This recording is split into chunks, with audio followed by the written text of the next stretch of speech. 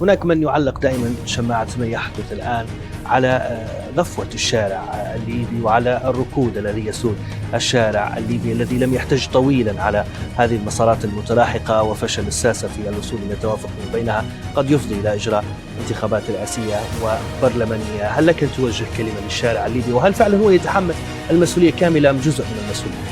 نحن جزء من الشارع، أنت وأنا جزء من هذا الشارع.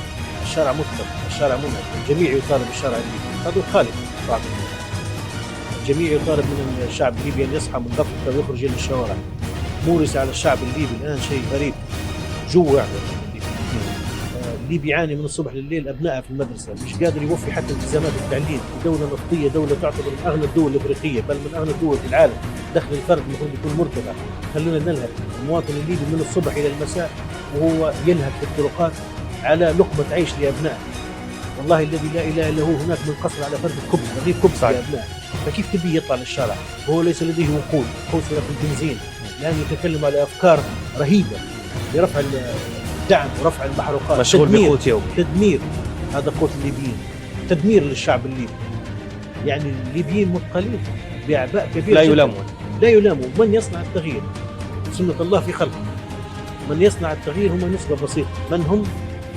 ليست عموم الناس. عموم الناس من الدهماء آمين وفقط. من يصنع التغيير من كرمهم الله بقدر من العلم والمعرفة والشجاعة والقوة والإمكانية، لذلك هم المناط بهم عملية التغيير. أما بقية الشعب هم مستفيدين من الخدمات. فلا تحملوا الشعب الليبي أكثر مما يستطيع في هذه الظروف. والآن لعند هذه اللحظة تمارس بعض الجهات المتنفذة العديد من الممارسات على الشعب الليبي لكبح جماحه أو إحباط عزيمته. فلا تتوقعوا من الشعب الليبي أن يخرج للشوارع بصعوبة، لكن إن خرج، وهذا نبهت له في السابق، في هذه الحال سوف يكون هناك ثورة جياع تحرق الأخضر واليابس. نسأل الله أن لا نصل إلى هذه النقطة. لن يحمد عقبها.